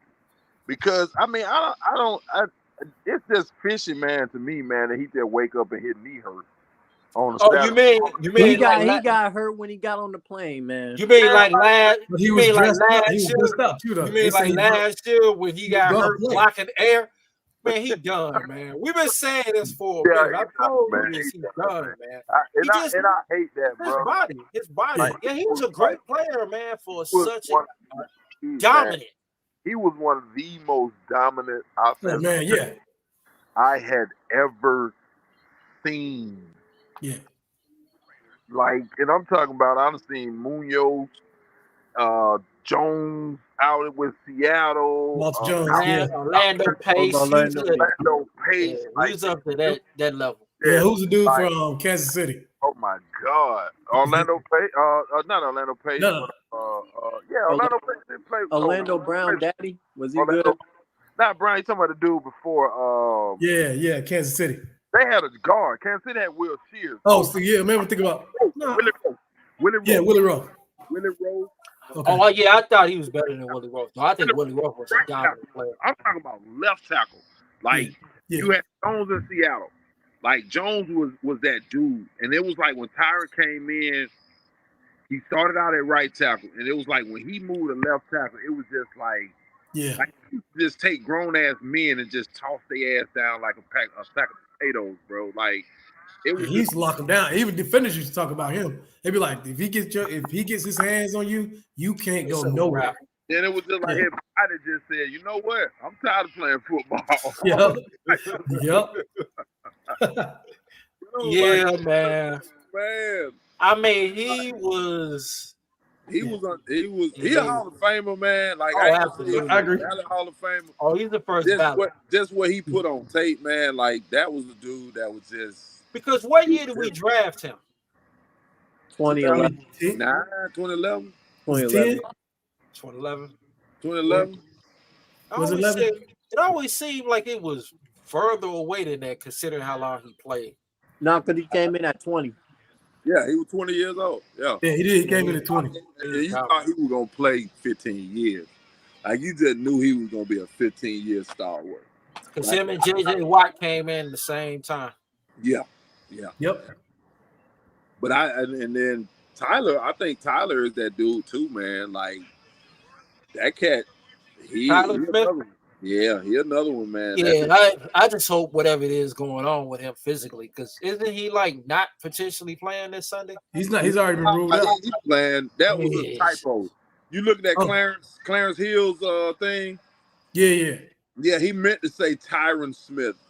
Okay. Yeah, it was a typo. He's in. The only two that are listed, looking at God dang, I can't even think of his name now. Biotis and Zach Martin. Zach Martin are questionable. But Patrick C. Walker put that the injury report from Friday was the same as it was today. So we got a Doga playing left tackle. Yeah, Doga at left tackle. He gonna have a week, man. Why y'all? Matt Judon. We'll see, man. You cannot put out no type of film with the way he played last week. You cannot put that out with Bill Belichick, bro. Bill Belichick with so many games. Man, but hold on. But let's look at this. He didn't know he was gonna play left tackle until the day of the game, and he had an elbow. Consider all of that. Let's give him this whole week, and let's just regardless of that though, man, just watching him in his past sets. I'm not denying that, but I'm just saying. Kick slide, man. I was like, let's allow the dude to have a week, and let's see if he can make some adjustments. But I will say this: I will put a tight end over there. I can't just have him by himself like that. But we don't do that. I know. I'm just saying what I would do. Yeah, right. Shoemaker gonna be over there. I would. I need I to would see 86 over there big time. I need to see 86 and Dowdle every time on a pass play. Chip. Yeah, help him out some, man. Don't have him just out there on an island by himself. Hendershot questionable too, so that means Schoonmaker gonna get a little bit more run. That's good. I like Luke. I just don't think they've showed him enough. But yeah, well, maybe he'll get it. He'll get it this week then. But he missed all the training camp. He missed all the mini camp. So that's true. That's fair. He's kind of fine. I think he's a solid tight end. I don't think he Laporta. Like that's Laporta. No, Laporta was the guy they actually wanted, but he went early. I see why. That cat there, bro. That dude is. That was the dude they was targeting, but he ended up drafting. And then I think that made them, with all the tight ends go off, made them panic. Yeah. I think they should have waited. I kind of see why though, because like you don't hear nothing from any of the other tight ends. But it's like I don't know who Detroit got as a scout for their tight ends. But you go from T.J. Hawkinson to Laporta, like that right there, bro. Like that's. But they just have a belief that they can just find their guy. That's what they just saying. Yeah, not that arrogant though, man. Like I mean, they found Stevenson though. I give them credit. They did find Stevenson. So I mean, but sometimes, man, you just gotta go up and get your guy. Laporta look like he that dude. I agree. I like him. I like him. That doesn't count he caught like a 46-yarder versus the Falcons, and it was just like he can move too, brother. He can move once he get that ball. He can do some stuff. A little bit. Like he ain't a hellified blocker, but he can block a little bit, man. But he can get better at that. He'll get stronger. I think he'll be, but as a weapon, he is definitely something. Is there anything else you gentlemen want to talk about? We ain't gonna talk about Colorado. They covered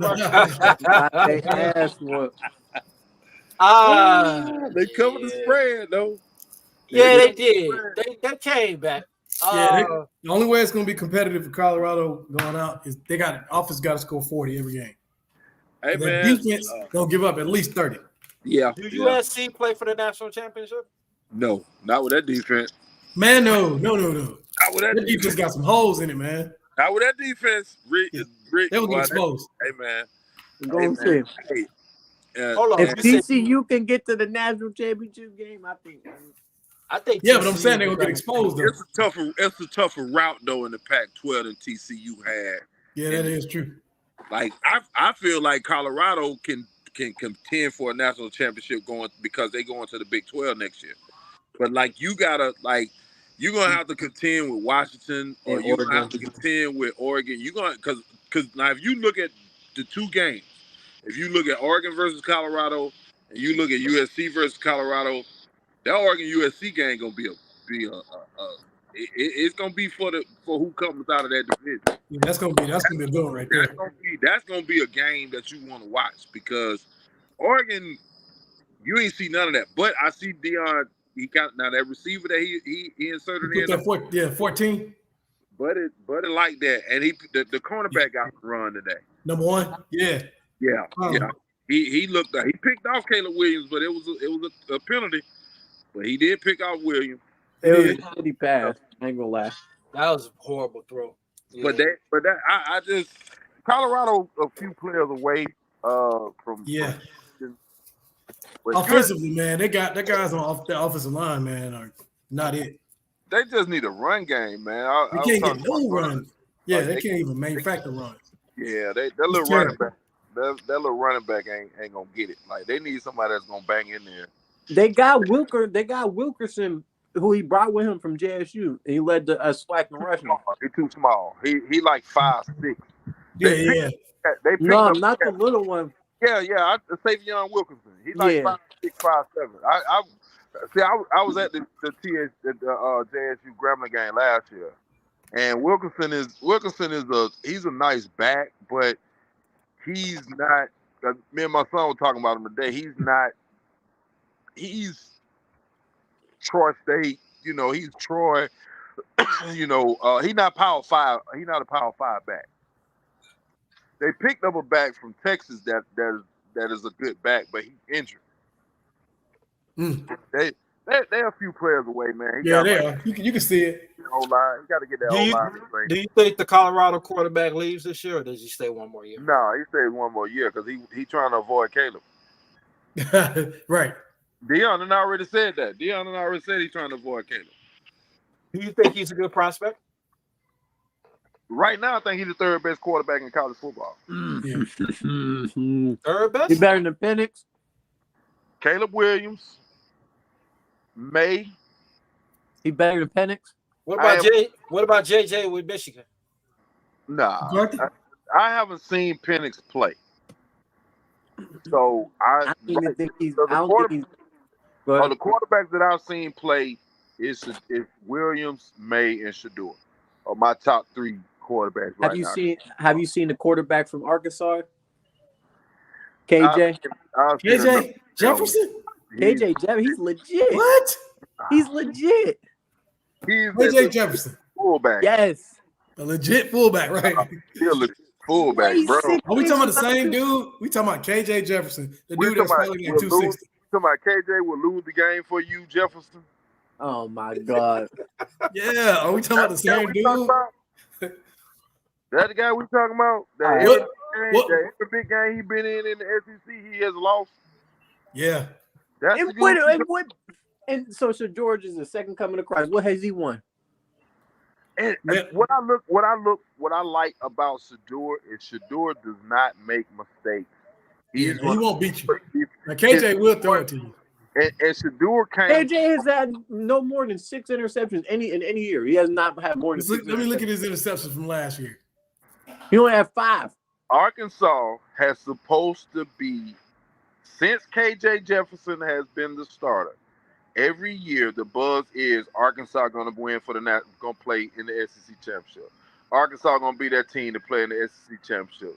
Every big game KJ Jefferson has played, he has fumbled the rock. He has pissed down his leg. Yeah, he might be an outstanding NFL prospect, but as far as top quarterbacks, I'm looking at in the draft wise, his name I don't think about. Second round. That's contradicting because if he's if that's the thing, then he ain't a good prospect. If you don't have him up there, he's not a good prospect. He got potential, but it's like I'm waiting to see.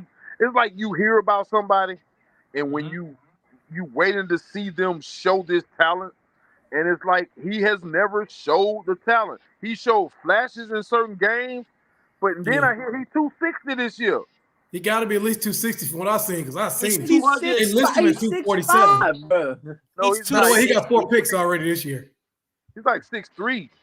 Yeah, they got him at 6'3". No, he's 6'3". They got listed 6'3", and they say 247. He ain't 247. He looks, you know what? He looks taller than 6'3", but I don't know. Maybe the guys he's playing against. No, just the tape I've seen, he just looks so much more bigger. But because he is. I'm waiting. He is. He's about 260. Yeah, he's pulling guard right now.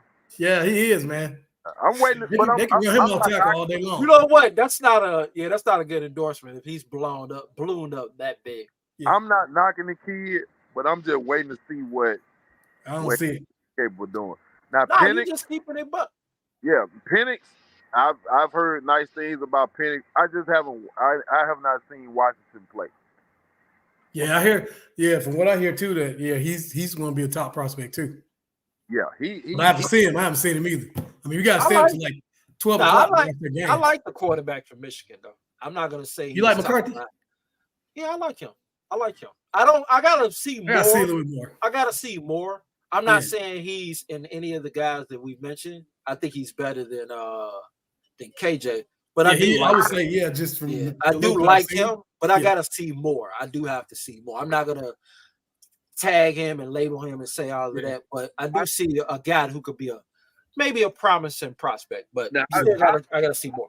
I'll take Florida State quarterback over the Michigan guy. I might not have a problem with that. I can see that. Yeah. Quarterback. I wouldn't have a problem with that. Yeah, looks like KJ got 4 picks already this year too. By the way, Reef. So he might break. This might be the year that he gets more than 5. Is that like? Do you like? Okay, not everybody can do Caleb Williams to be 21-1. Yeah, no, I'm just messing with you because you said. What do you see? I'm telling you, he's on his way. What do you see in him, Reef? Like, He's maybe strong, the first time I watched he's strong. Like as a prospect, as I look at him as a QB prospect, he's strong in the pocket.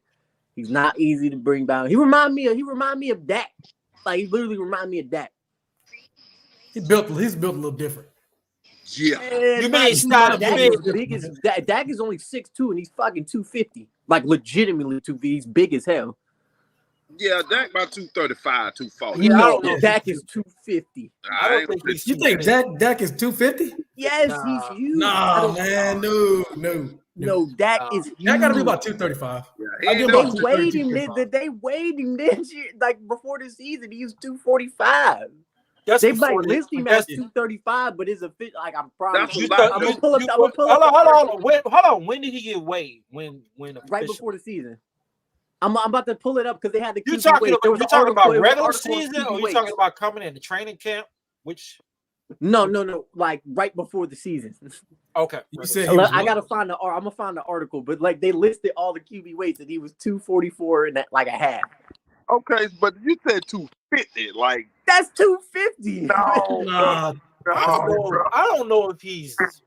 I don't know. I don't He even know if he's look that- he don't- 244 though. Yeah, he don't look that big because here's the thing, Reed. They said Sean Lee was 245.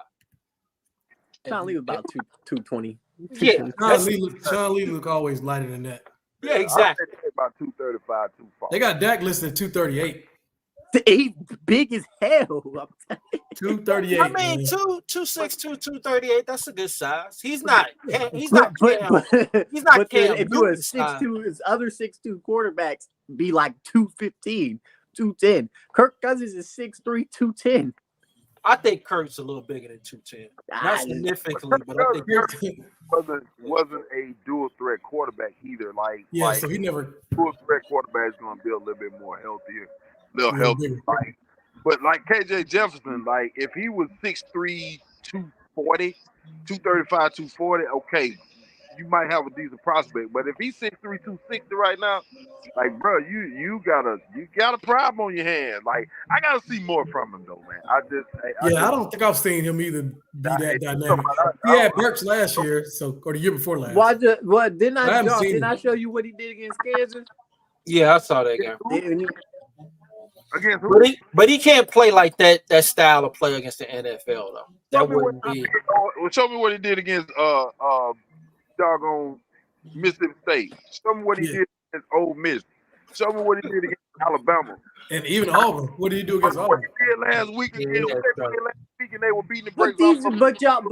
y'all poo-poo and list all these Pac-12 quarterbacks and then say on the same time they don't play nobody. I'm talking about the competition that he played. And I'm saying though, like with the competition, the Pac-12 quarterback, they don't play nobody. So of course they're gonna. But you still see talent from those quarterbacks. And you don't see no talent from KJ Jefferson. No, I didn't say he wasn't talented, man. I just don't see him being like a top prospect. So he's not a. So what round would you guys?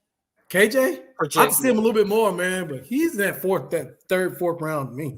There's nothing wrong. That's what I think he is. But Yeah, that's I not. don't think Shador is going to be a first round pick, like a top 10. You just going. Nah, nobody said that. I didn't ask them what round they thought he would go in. You know, what round do you think he'll go in? You think he's the first rounder? Yeah, he's probably pushing that bottom of the first round. If he came out this year, first round. Yeah, he'd probably be pushing that next year. What are we talking like? Well, the next draft.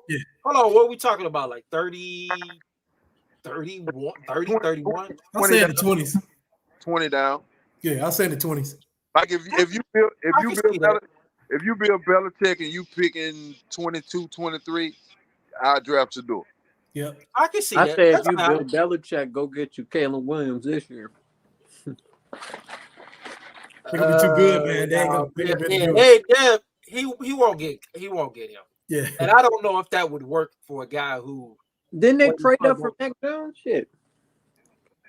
Nah, they trade up. Nah, I don't. I mean, it was slightly. I mean, they were the 10th overall. So, did they? the Patriots rarely do trading up. They missed on Mac Jones though. Mac Jones is. Yeah, I said that. Willie was big on Mac Jones. I was like, he a fourth rounder, dude, at best. Mac Jones was throwing to. Yeah, he was throwing to like wide receivers. NFL talent wide receivers everywhere. Throwing the route runners. And we better not lose to him tomorrow. He got Bill Belichick, bro. It's a possibility. What the fuck? I don't care. The Jets beat them. With Zach Wilson. Yeah, but Bill, I mean, they almost beat them with Zach Wilson. Yeah, but they done beat the Jets 15 times in a row. I don't like getting little Bill a lot of bad tape. He will exploit you, man. Yeah. He does that. And their defense this year is much better than it's been in recent years. So, it's going to be a tough game. We'll see, though. We'll see what happens. I think Zeke going to hurt LVE. I really think we'll see. I really think he's going to run an LVE chest one good time, and LVE just going to just tap out. I really do. Hey, you really don't like Van Der Esch, man. And this is the crazy part about it, John. I thought Van Der Esch was going to be better than what he is. Like, I hate to see linebackers that just whiff on elementary plays. Like, bro, you see the whole go get it. Like, he does not pull the trigger. Like, he does not play downhill. Like, yeah, I think the best game I've ever seen him play was the San Francisco playoff game last year. Yeah. But I thought he was really locked in. I thought he was gonna carry that over this year.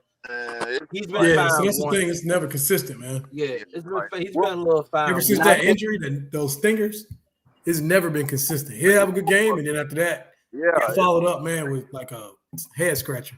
Yeah, like it's like the Wolf Hunter he's a Wolf Hunter right now. Nah, that's valid. That's valid. This ain't. So I'm hoping for a better game though. So at this stage, do you think Dallas should make adjustments, or do we just play what we have? What's the feel that you guys have going in tomorrow's game? Ooh, man. I don't know, bro. I don't even know what I'm expecting. Like I told you today, I'm nervous about this game, man. I've been nervous about week about this game because this red zone stuff, man. The red zone stuff got me nervous. The linebacker play got me nervous. That was bad. The O-line play got me nervous. Like the run defense got me nervous. I'm nervous about the run defense. Man, I didn't have too much of embarrassing with the offensive line. What you say, Reed? The Patriots have averaged 3 yards a carry this whole year. Yeah, don't do that though, man. Don't do that because I've done that before too. Like, this team they good. No. I'm not saying that. I'm saying if they do run it on us, we got a huge problem. Well, see here, I wouldn't put it past them, man. But here's one of the things though, Reef. Bill is like from at Parcells mode. He will run the ball back to default. He'll run the ball 40 times a game. He's did it with Tom. Whatever weakness that he sees, he will continue to try to exploit. Yeah, he's gonna prey on that. Yeah, he's gonna prey on every weakness that you have. That dude knows every NFL player in the league. You can ask him stuff, he'll break down everything. He just don't have a franchise quarterback up there. That's what's keeping the Patriots from being back to what they are. But when you look at their team, they got a good defense. Offensively, they're struggling in areas, but if he could ever find him another franchise quarterback again, that'd be a problem. They got 2 really good tight ends, though. Yeah, but they're handcuffed by their quarterback. Yeah. They're handcuffed by him. Even with the play calls, they made some good calls. He just missed people wide open. If we make Mac Jones and we let Ezekiel Elliott and Ramondre look like James Conner and Josh Dobbs did last week, we got ourselves an issue. Mm-hmm. The only thing that gives me hope is our biggest weakness seems to be like RPO stuff and like a lot of motion. And I don't know if O'Brien is going to bring that to people. I don't know if he's gonna be heavy motion, running somebody in motion and then running off of that. And I knowing that a quarterback is gonna hit his spot, like to me, you can rush the passer easy when you know that quarterback ain't gonna move. So That's true. I mean, but I'll say this: Matt's he's not a Daniel Jones athlete, but he can't move. But I yeah, agree with you. They don't necessarily run any of those type of schemes up there. We'll see what happens. But I am concerned about the run defense. yeah. That's a Now, problem. if I see him activate Malik Cunningham, Bro. I'm gonna be like, oh Lord, oh boy. So what's the moves to make when Vander Esch get his week 8 stinger and he out 3-4 weeks? What we gonna do? I don't know, bro. Like, Yeah. wait for somebody. See what Malik Jefferson got. I mean, well, you have to look at this. I don't know. Has anybody been looking at waiver wires? I don't know who's out there. No, I don't either, but Like, I don't know who's out there. they And I can't be don't that know. good. Though. And I don't know if there's any disgruntled or doggone. I don't know if there's any disgruntled like linebacker somewhere else that maybe wanted to be able to go somewhere else. What's the cat that played? He's from Alabama. John Evans. He's a free agent. Yeah, but he retired. He got signed by somebody, and then he up and retired. Oh, that was by Philly, but they released him. Oh, that's Miles. Wait, Miles Jack. That was Miles Miles Jack retired. Yeah, that was Miles Deshaun Jack. Evans is still out there. He's the best free agent guy out there. Okay. And, I would sign him if it was me. And another guy I would sign would be Brandon Smith, ex-Penn State linebacker as well. I would just do that for my depth purposes. I still think he need, but I need somebody that plays linebacker violent. I think I'm linebacker. I can't get the logic of you carrying 3 linebackers on the active roster. Because I told you, they are big on the safety. That's the fallacy of that big nickel. Yep. They embrace the big nickel more so than anything. Now, but Donovan Wilson ain't big. He's a $189. Nah, he's 205 listed. Do he look 205? Nah, but he don't. But he's still in the big nickel package. I That's think what they learned from. big nickel is more of a name. It's not size wise. I think you play big nickel is you playing 3 safety. Yeah, but and you playing more of guys who can. Yeah, you playing coverage. They want coverage. My thing is Donovan Wilson ain't useful unless he's at the line of scrimmage. Yeah. Well, let me ask you this: who do you think covers tight ends better, him or Curse? Wanya. I think Wanya is the best safety on the roster. I mean, they cover him the same. It's just that Curse is bigger, so I guess better. When Curse is locked in, he's decent on tight end. And hold on, Reed. I'm not gonna have you kill this man. When 2 weeks ago you told me he was the guy we should have re-signed. You killing him? Yeah, because I think he's a better football player than the other two. Like, and you also said he was coming off the flu. So let's see what happens this week. Yeah, like I say, when he locked in, when Curse is locked in, Curse is decent. Curse.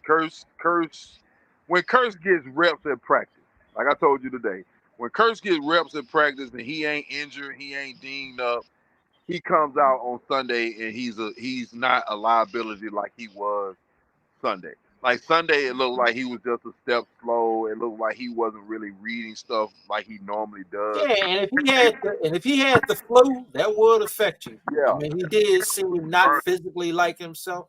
And like Brian said, I agree. After he talked about stuff, especially with Malik Hooker, I went back and looked at the film. They had an excellent game plan, and they just used Dallas aggression against them. Now, by saying that, I still have concerns because I still think you should be able to figure it out by the second quarter. They took too long to kind of figure it out. Yeah, they did. But they hit some plays, like Brian said. When you take away some of the big plays, and if you take away our penalties, the game would be completely different if we were just more disciplined. If you take away the penalties, I'm just gonna say not even taking away the penalties. If CD tries on that touchdown, because it would have been a touchdown or first and goal at the one. And if Dak makes a better throw to Gallup, or they make it just go ahead and call that what it was, which is pass interference. You got 2 first and goals. No, but hold on. Then another one. If you run the clock better at the end of the second half, they don't get 3 points. Yeah. If you don't go for it on fourth down, you get more points. Yeah. And then the Harper hold.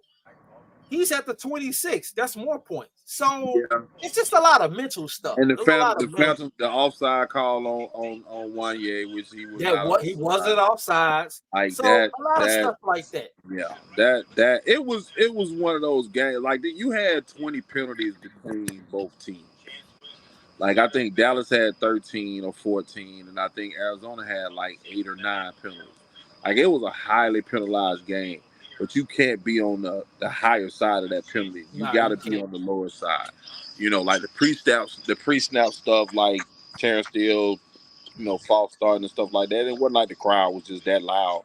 No, but you know what I believe that was? I believe that had to do with Hoffman because he's the one dealing with. So that threw him off.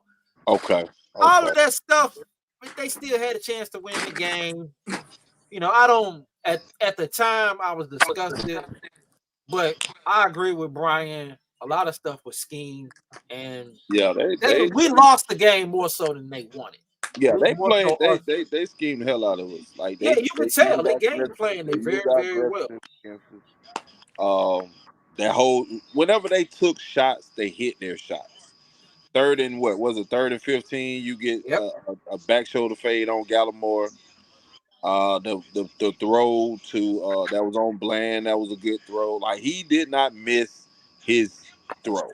The throw that he needed to hit, he hit him. Like they. So we're gonna see, man. Boxing is about to happen. So I need to check out boxing. All right, who you got, man? I'm rooting for Charlo, but I favorite Canelo. I ain't gonna start watching about 11 o'clock. The main event don't come on about 11. They only got 3 fights on the card tonight. So the first fight is when? I think the first fight is about to start soon. The undercards already started. It's streaming. Like the prelims, those are free on YouTube. But I want to, fix some food, get ready, get some drink, get ready for this fight. But as always, enjoy. Clearly, y'all left y'all energy in the group text message because I thought y'all. Man, y'all had me texting and y'all was going so much at it with the text messages. I was like, by the time they get online, they don't have nothing to talk about. Hey, man, I'm gonna defend my quarterback, man. I know. I mean, I know that. I defend him too because I still think you can win with him. You can win with him. I mean, if if you had a chance to get one guy, they coming out right now 25. Shit, I'm gonna pick the hottest guy. Like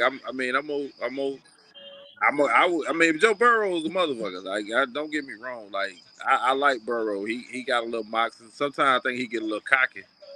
But when it comes to Justin Herbert, I don't see what everybody's seeing. Really? I don't. I think I told you Jeff George 2.0.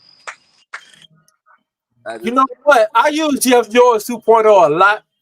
I don't think that's him though. It might not be, but I think he is stud, but I do think he's in a bad. I think he has a bad. How about Matt Stafford 2.0? I give Matt Stafford 2.0. I don't like Matt Stafford because I'm a Georgia fan, bro. And Matt Stafford has never played quarterback without a great receiver. He came in when he was at Georgia. He had AJ Green for 2 years. Wait a minute, hold on. Who did he have a great receiver with the Rams? Cooper.